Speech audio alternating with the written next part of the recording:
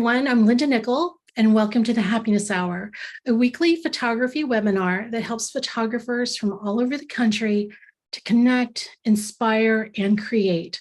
My guests share tips, techniques, and the stories behind their photographs that inspire us to look at the world a little differently. The schedule for our upcoming presentations is on my website at lindanickell.com. And if you haven't subscribed to the Happiness Hour YouTube channel, please check it out for those sessions that you may have missed. Tonight's guest is Ryan Oswald.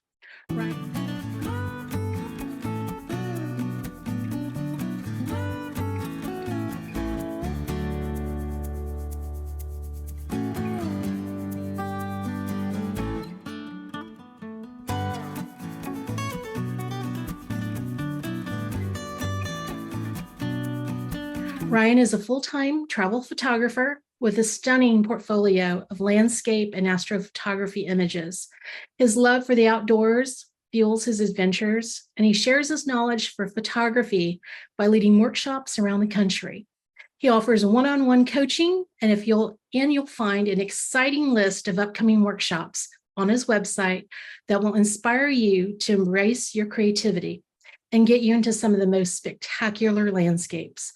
If you're on Instagram, you can find him at Ryan T. Oswald, and you can connect with him through his website at ryantoswald.com. In tonight's presentation, Unraveling the World of Color Theory, Ryan will help us discover how to capture harmonious color combinations in different lighting conditions and editing techniques that enhance color separation to create visually stunning effects. Through visual examples, Ryan will show you the transformative power of timing and lighting and creating captivating photographs using color to tell a story. Welcome to the Happiness Hour, Ryan. Thank you. That was quite the intro. I hope I can live up to that. No pressure, but don't screw this up for the new people in the room because I want them to come back next week. So, you and I are just now meeting for the first time, as close as we're going to get. But I've been following you for a couple of years now on Instagram. And I feel like I've been stalking. I feel like I know you, and I know that I don't, but I know you through your work. And then I spent a little bit of time on your website, and there are a few people in this room that like to take workshops. So if you haven't looked at Ryan's offerings, please do. And he often does collaborative workshops with Jess Santos, who is sitting in his vehicle with him. And I think they're in Washington doing some scouting or maybe even some workshops. But and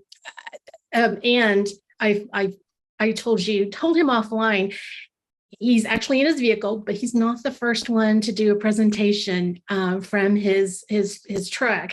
And so if in the event that he loses, a connection, just hold tight because it does happen.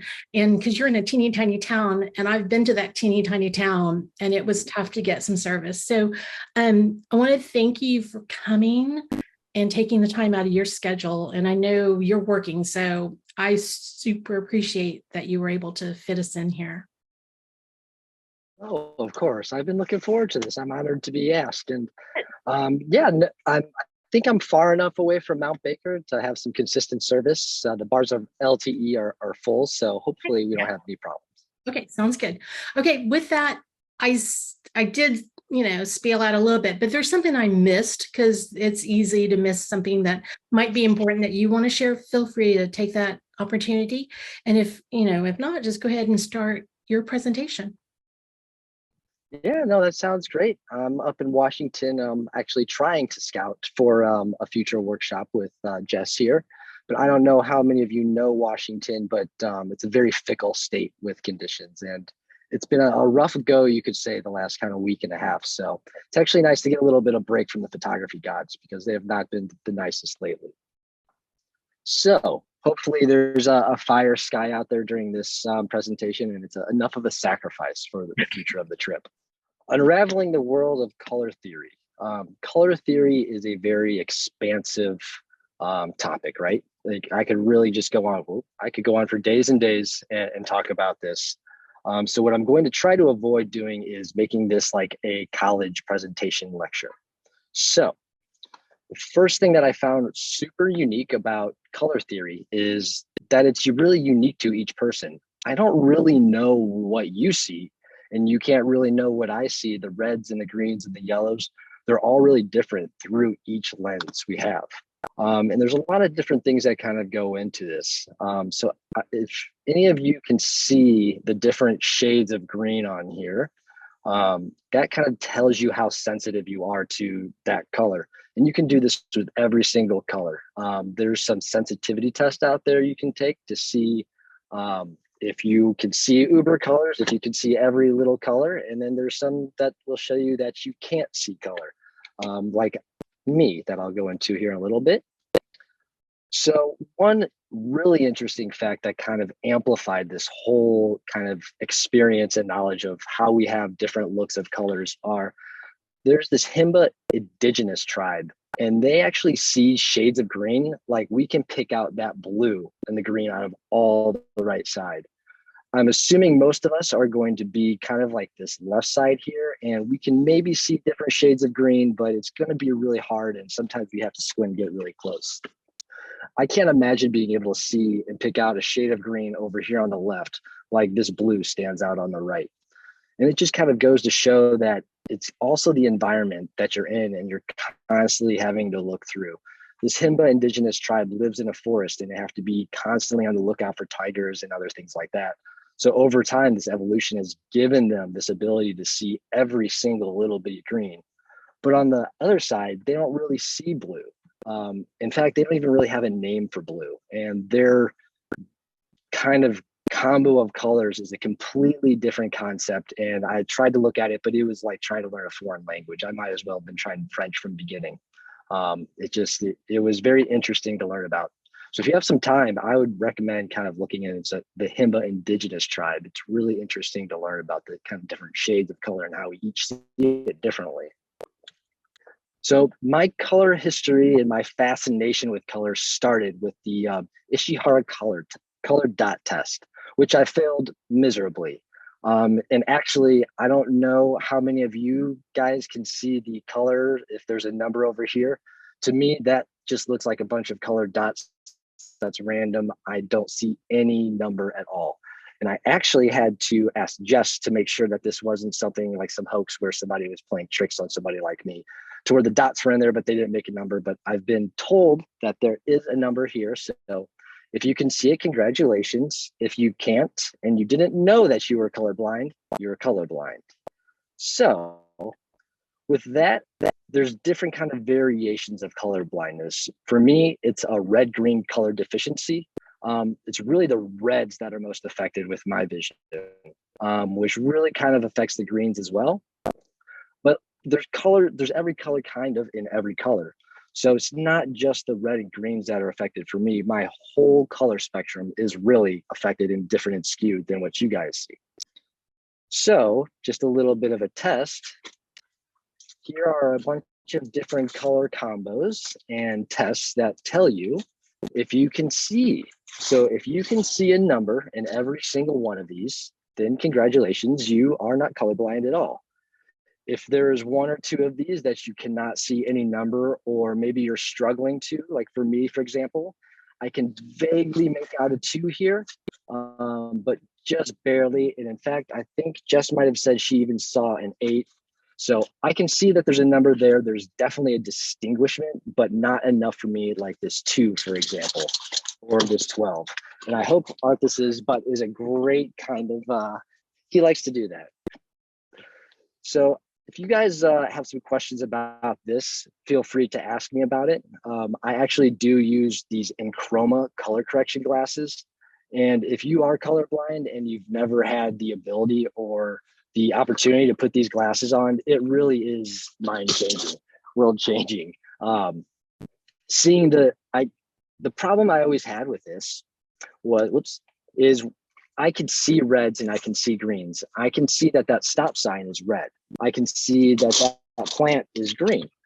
But for some reason, when these come together, they disappear. And I really thought that it was just kind of like a magic trick that this eye doctor was playing on me so he could get me to buy these glasses or whatever. But it really is amazing if you aren't familiar with color blindness and you're not sure if you're colorblind. And especially for right now, you're seeing for the first time, you can't see a number in one of these.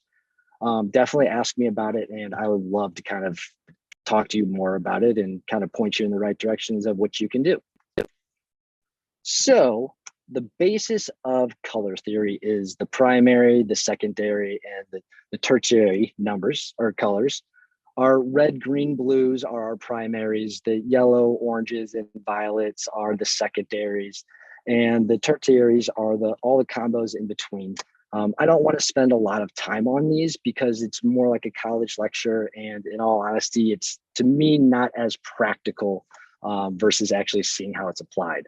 So I want to point out the importance of this. If you aren't familiar with these, I highly, highly recommend that you go do just even a little bit of research. It's a really deep rabbit hole once you start.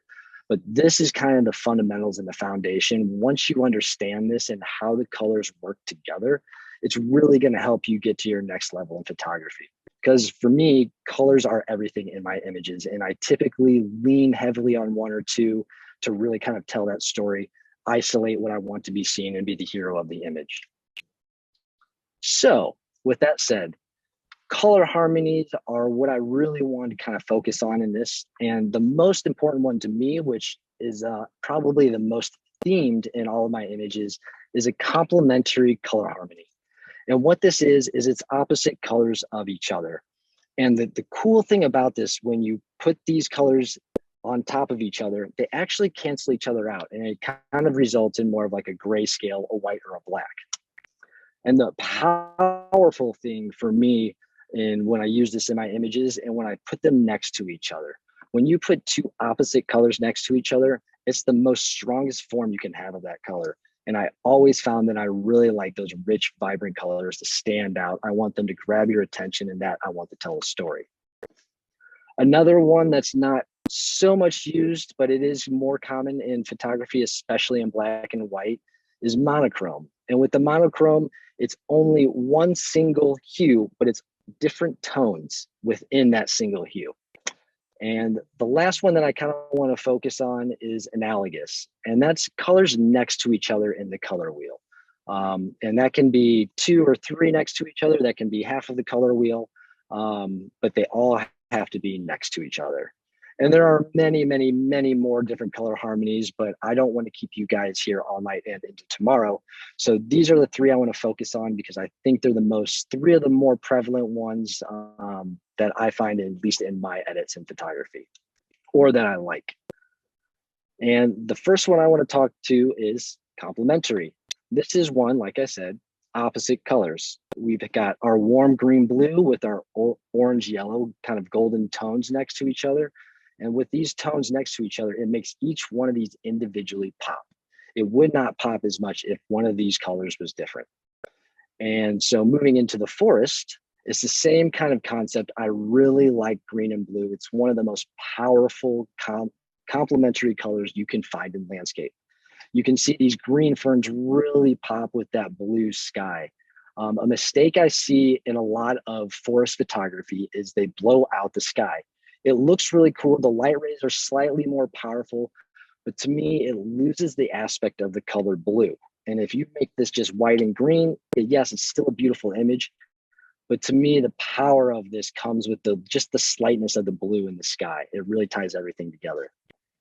And then on the other side here, if we're in the desert, I really like to use that red and kind of blue sky together. Once again, that red is really going to pop out against that blue. It's just kind of that same tone style over here, but it's a little bit more on the red blue. You can tell just on the shades of blue I chose in both of these images. This is more of a green blue, kind of comboed with this yellow orange, which is going to be more of the opposite, versus this red orange. This is kind of more of that rich royal blue, but toned down a lot in the saturation. So it makes it more opposite. And once you're that opposite side, it really makes that powerful combination. And the really kind of fascinating thing I find about complementary is how I said how you take the opposites and it kind of detracts to a grayscale. This shot on the left I took during a moon set, and if any of you have shot moonlight, it typically gives off a green cast, really green cast. And I shoot with Nikon, which seems to have an additional green, which is always fun to deal with. But with problems come kind of solutions. So I've learned with the color theory that by adding the opposite of green, which is going to be more of that magenta, I can take out that green without having a completely purple foreground. And it comes to something like this. You can still see some of those magentas and blues and cooler tones into the rock, which is what I wanted to go for since it was a night image and I wanted to have that night scene. I could have backed off a little bit of the magenta and this would have actually been more gray. There would not have been really any color because I added the opposite of green, which takes that away and subtracts that. So it's a really useful thing when you're thinking through your edits and you're editing and you're having an issue with a certain color. Sometimes the answer is not to try to take that color out or add more. Sometimes the answer is to add the opposite complementary color to negate that color. And analogous is another one. This is probably the second most common theme with me, and it's probably going to be with you guys, especially if you shoot a lot of sunsets, even night times and forest. It's a lot of those kind of same similar colors. Like over here on the left, we've got that yellow, green, orange kind of warm side. It's multiple colors and it really works together. And kind of the same thing here. If I kind of cheated on this one actually has 3 colors, but we'll cut that blue out and act like it's not there. This is all the yellows and the oranges, the greens, kind of the similar to this. But more or less, I really love these tones into the forest. And this is kind of the opposite effect when you lose the blues. If you can see, I kind of blew out the highlights. And this was more of an artistic choice. I really wanted this to be focused on uber green, saturated, mossy Spanish moss trees reflecting. I wanted that green to overwhelm you in this image. So like all rules, there are plenty of times it's meant to be broken. And for example, I think that this one works more in a more analogous form. You kind of get that feel of the forest a little bit more. If I had the blue in there, it'd feel a little bit more open. You wouldn't feel like you're truly in that tunnel. And I didn't want the sky to be any part of the focus. I wanted your eye to go directly down the middle here. So these are some forms of the analogous colors that you're probably going to find a lot of in nature. And the last one I wanted to talk about is the monochrome. And this one over here is actually, I'm cheating a little bit by putting in this in the monochrome because there's actually a little bit of warms in here and in the Milky Way, which would make that more a little bit of analogous and complementary together actually. But since this is mostly blues and some purple tones, it's more of that monochrome look where you have the blue foreground at night and then the blue sky. But who I think really does a great job with monochrome images is Jess Santos here. If you haven't seen her work, it's Miss Jess Bess on Instagram, and she's got other fantastic examples of monochrome. But I just wanted to point out her work because I don't know that there's another photographer out there that shoots this way in such a fantastic way of it not overwhelming you. A lot of monochrome outside of black and white, you're going to see kind of like someone threw up blue all over the scene, but the usage of tones I want you to notice of the same hues can really make the difference in making a powerful image outside of a black and white. And an actual interesting fact that I learned from Jess is there's no true monochrome in nature. Every color in nature kind of combines some colors. So outside of black and white, there's actually no monochrome in nature. And if you were to truly break down both of these images, they're probably actually not even monochrome. There might be a hint of purple or blue or green in some of those tones. So that's just a nice little interesting fact. So like I said, there's a lot of different color harmonies, but those are the 3 main ones I typically find myself gravitating towards. And I don't know if you guys are like me, but I tend to find myself gravitating towards photography that I don't even necessarily shoot myself, but it's more just something that I enjoy and is something a little bit different. So how do we get these colors? One powerful editing tool I use is this HSL tool. I don't know if you guys have done any of the deep dive into these bars. They can be scary if you don't know what you're doing, and they can go very wrong very quickly. The one thing I would always say on this is a little bit is always better than a lot. If you can see one change with one bar, you've probably done too much in one edit. And one powerful thing I like to use is this little target button. If you click that and then you take it over to your image in Lightroom and you click and drag up or down, it's going to select a combo of these colors. For example, if I had a fiery sky and it was sunset, I could take this target, go up to the sky, click and drag down, and you would see the reds, the orange, and the yellows all highlighted and move at once. It's taking the combination of those colors and editing them together. And that's going to help you kind of reduce that artifacting. If you guys see that artifacting when you drop a red or drop an orange, you can see kind of a dramatic line between the colors. And we really want to avoid that. We want our changes to be nice and subtle. So another thing that I like to do with my warm colors is I like to move everything kind of to the warm side. So I'll take my orange, I'll move it a little bit to the red. I'll make my reds, maybe even a little bit orange. But the most important thing here is if you take these yellows and you move them towards the left side here, you're going to get those nice warm colors that you're looking for in a lot of those images.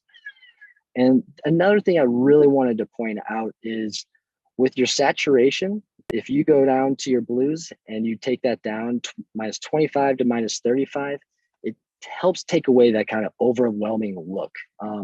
Lightroom updated a few years ago and they decided to kind of change the colors, how they were working. And I noticed that the blues are a little bit more saturated and they tend to take over the images a lot more now. So I like to take out those blues. And then more importantly, when I like to use this target is when I focus on the purples and the magentas, because like I said, the red-green deficiency is technically what I have, but magentas are invisible to me. I cannot see those at all. So I heavily rely on either my glasses or this target button to kind of help show if there's magentas there or not. And on top of the HSL, the other powerful tool that I find with colors is color grading. I rarely touch the midtones, but I almost always touch the highlights and the shadows. And then this is a reason why most of mine are complementary. I typically have my highlights at like anywhere between a 25 to 45 hue and about a 40 saturation, but that'll change based on the image. In my shadows, I'm typically around a 210 to like a 225 hue, and I never have more than a 10% saturation because the saturation in the shadows is very heavily handed. And typically in the shadows, it's mostly dark and you're not going to see a lot of color in those shadows. So it would look really abnormal and weird if you added a ton of color. So I would be careful on that. But this is how you're going to give your overall tone. You're going to have an overall look in your portfolio, and it's going to kind of give you your look. Just kind of play around with those. I highly recommend it. It's dramatically going to change your image, and it's going to kind of add that mood that you're looking for if you're missing some kind of mood and tones. So the HSL and color grading are what I do after I get all of my exposures through. So I go through all the exposure, highlights, lights, tone curve. And then once I get all of that right, I come back and I touch my color. Because one thing that is always affected is luminance. You can set your colors, and then as soon as you change that brightness, those colors are no longer the same. So I highly recommend that you start with exposing and the highlights first in your edit, and then coming back to color. So some tips and tricks for working with color. I'd like to start off with a true or false. You don't need to set your white balance if you shoot in RAW, since you can always change it in post-processing. That answer is definitely false. There is definitely some wiggle room when you capture an auto white balance and it gets it right, but most likely you're still going to have to go back and change it some here or there. You should always have that final edit in mind. So if you have that final edit in mind and you're at a scene and you know you want it to be a warm sunset, why not take it to your white balance and set it for a nice sunny or even a shade and get those warm colors involved, and you can already have a better idea of how everything is going to look on the back of your screen. And on top of that, it's going to speed up your workflow process. I know for me, when I get it into Lightroom, one of the number one things that takes the most time is to get that kind of color right. But if you set it right in camera and capture it right in field, the tweaks to getting that right are much smaller and much quicker. And personally for me, I like to get the editing done as fast as possible, and I like to get out into the field as much as possible. So this shot right here, I want you guys to learn from my pain. The first time I got my Nikon D850, there is a auto white balance cool setting, which I can set it on. And I didn't know, I just set it on auto white balance. And my entire trip through Banff, it was just on auto white balance. It's always what I shot at. And when I got back home to edit, because I always like to edit on my iMac, I didn't like to edit on the road. I found that no matter what I did, I could not warm up this image. I put this up to like 50,000 Kelvin. I changed the calibration at the bottom. No matter what I did, I could not get warm colors in this. And the reason is that auto white balance 0 was an auto white balance that captures the cool colors. There's an auto white balance 1 that captures normal colors. And there's an auto white balance 2 that's going to capture the warmer colors. And so this raw only contained really the cooler colors. It really did not capture the warm colors. So because of that, I could not bring this image back to the image I had in my mind. And I look at this and it's painful, and I see the cool colors, and I tried no matter what I did to get the warmth, and it just was not there. So you cannot change your raw to a point if you get it so wrong. So if there's a line, you might as well get it right in camera and help speed up your workflow. Just a tip I'd practice in the field.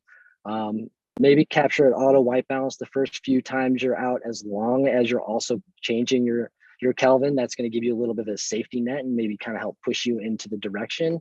I know it can be scary to go out there when you're used to auto white balance and then choosing a Kelvin and then thinking it's wrong and you can't come back. So just a suggestion.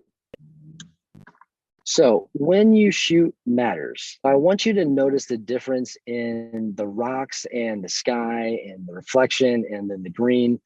There's clouds that are coming over that are allowing highlights to shine through in spotlight. And then also there's complete coverage where it's going to be more of a little bit of a mute color. And then it's going to roll into blue hour. And that's the most important time I really want you to focus on, because you're going to see the transition of the light on the foreground. So as I play this, notice the different warm colors right through there. And it's all dependent on light, right? And then even right here, I'm going to back it up just a little bit. Right here, right, you have some warm colors still in the rocks right here. You have some nice blue tones up here. And it's not very much later where that warmth disappears until you just start to get into a cool tone now. Immediately, now you have a completely different vibe. And then that's not even to put into consideration right before we got into blue hour. You can see how that warm is really kind of soaking up the sun from the horizon, especially over here. You're getting that nice light, and it's nice and subtle, but it's still warm. And then even just right before that, we have a nice, really vibrant, fiery rock. It almost looks like that Sedona red, right? This was on the Salt River, if any of you are familiar with that, down in Arizona next to Phoenix. But you get this really vibrant red. And just through maybe that 30 minutes of span from the sun here, overcast, and right before and at sunset, you had so many different shades of red. And with those different shades and vibrances of red come kind of different feelings and different stories. And then not 10 minutes later, you have the nice kind of cool tones of this night scene. And you can almost see, it almost looks like moonlight, but it's just that nice kind of the warm, cool nights here in the Sedona Desert. So just actually Phoenix. Just one more time so you guys can pay attention a little bit more, see the nuances of the light as it's changing.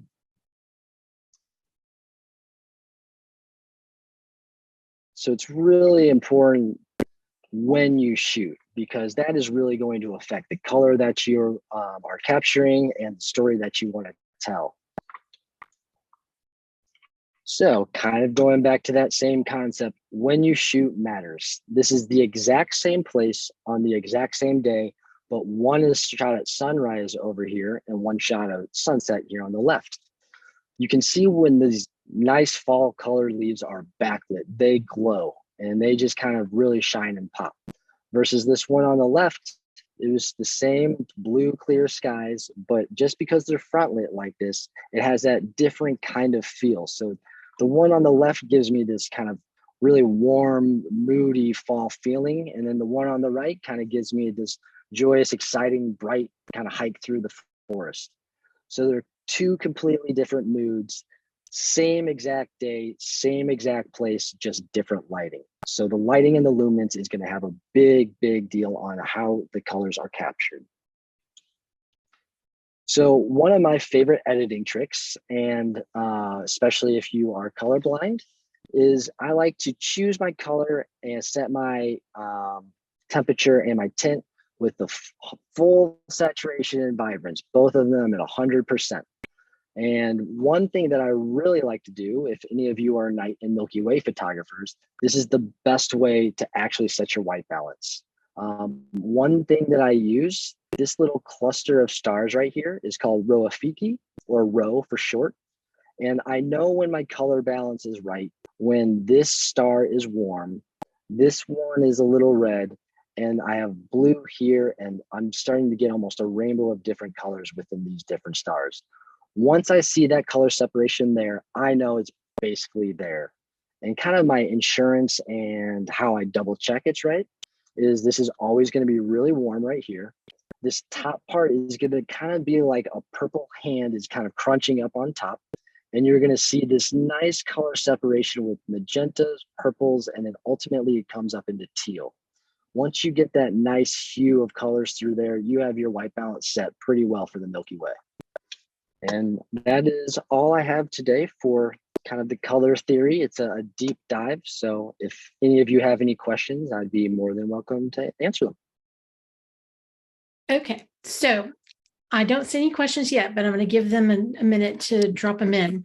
So let me just say, let me go ahead and get you to take down your screen. Let me go back a couple of weeks before you gave me your topic. I reached out to a couple of photographers that I can pretty much blackmail into doing whatever I want them to do.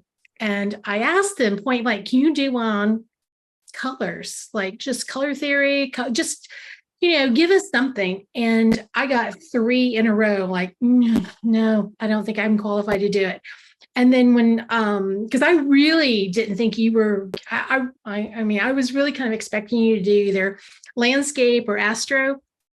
And so when you said, hey, I'm working on this presentation that I'm almost done with color theory, I was like, oh my God, is he really going to do this? I was super excited because as I've been working on this Happiness Hour project, I wanted to touch a little bit on everything, because, not everybody is interested in night photography, and not everybody's interested in wildlife. So I wanted to, kind of pepper in other things that I was interested in.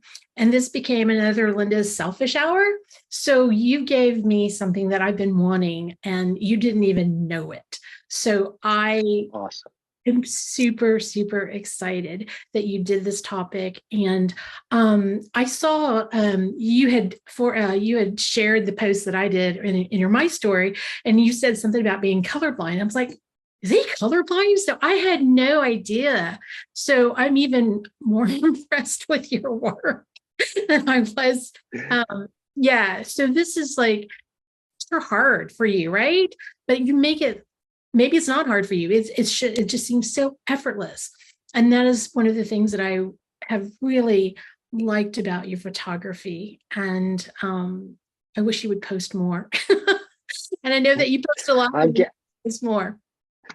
Yeah. I'm getting back to it. I finally have a lot of kind of groundwork and website work and all the boring business stuff kind of built in and done in the background. So I actually, Jess and I are going to be doing Edit Party Wednesdays, and we're going to be hanging out. So we're going to be editing every week. So there will definitely be more. Excellent. Excellent. Okay. So let me jump in here. There's one question in here I'm seeing from Heidi.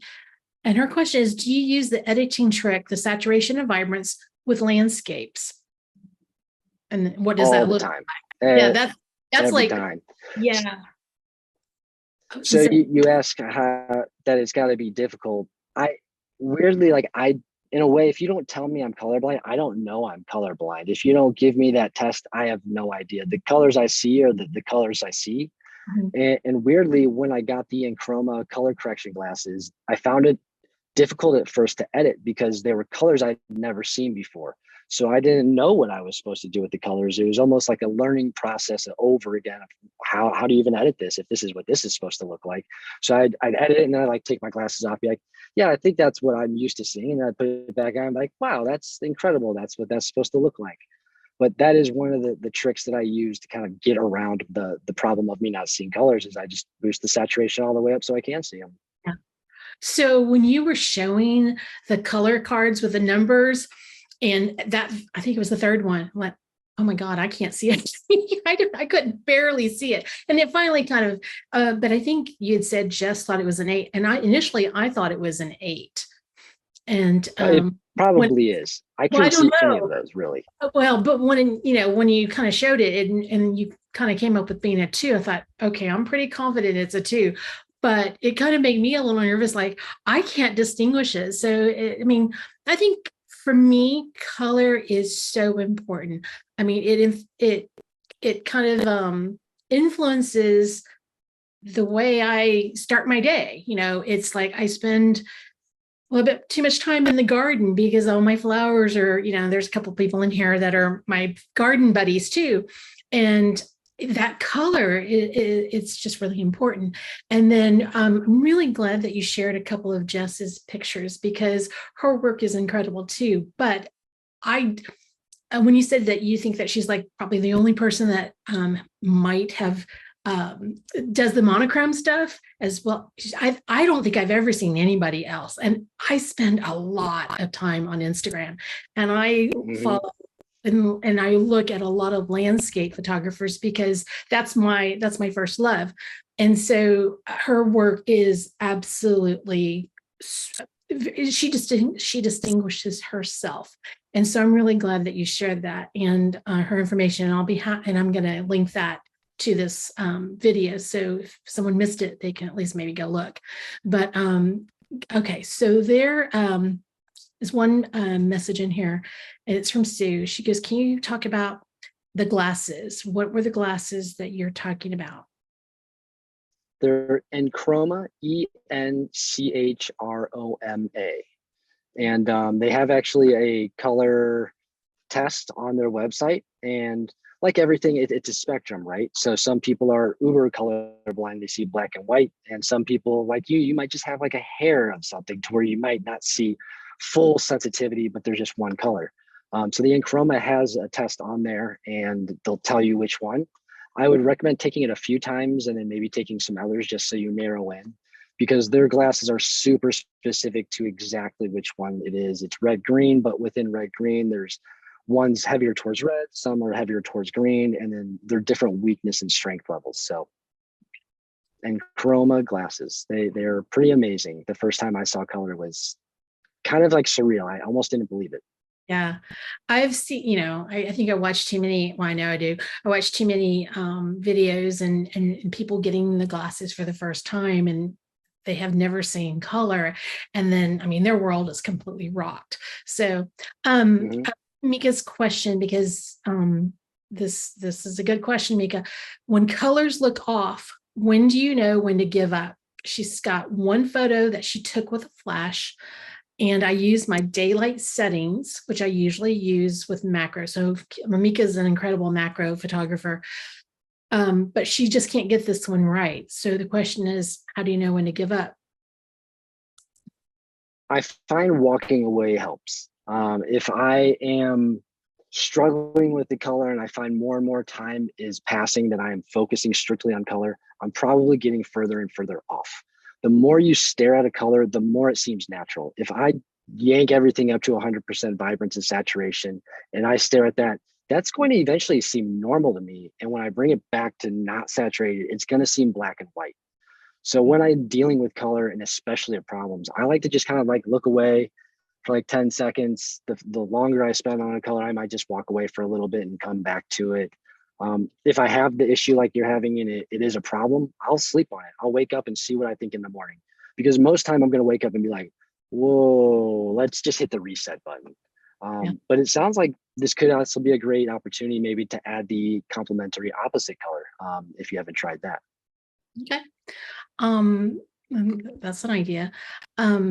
Yeah, sleeping on it and you come back and just go, oh my God, this is awful. Because sometimes I do push it a little too far and I'm embarrassed. What colors are the problem in that you're having a problem with? Yeah, let's see if she'll put that in there. Mika, is there that specific color that you're talking about? Green and red. Green and red. Could be tint. But okay. The green and red, I find like kind of like that where I added the magenta to the bioluminescence shot on the Oregon coast and took away that green. It really kind of just zaps that color. So if it's too green, try adding some magenta, either with tint or just going in and painting in like a color magenta. For example, on the Oregon coast one, I used a gradient and I just jacked the tint all the way up. And I think I even clicked on that little box where you can add color and added magenta. And I just kind of found that color that toned it down to a color I wanted. Okay. Let me just give me a half a second, just make sure I didn't miss anything. I don't think I did. I like the last comment in here from Kathy that says, thanks for the great presentation. I will be back, Linda. So Ryan, you did not disappoint. And awesome. You really did knock this one out of the park for me, because this is something, like I said, something I've been wanting for a while to add. And I'm super excited to have gotten a chance to meet you. And I know you're working and taking any time out, especially you're probably, you have opportunities to go shoot sunset and you're sitting here doing this for us. So appreciate it. I so appreciate it. Let me look real quick. All right. If you're on Instagram, you guys can find Ryan at Ryan T. Oswald, and you can connect with him through his website, ryantoswald.com. So next week, architectural photographer Nickell will be here to present Bending the Rules of Architectural Photography. Until next time, go out and create something beautiful, and I hope that we see you again soon.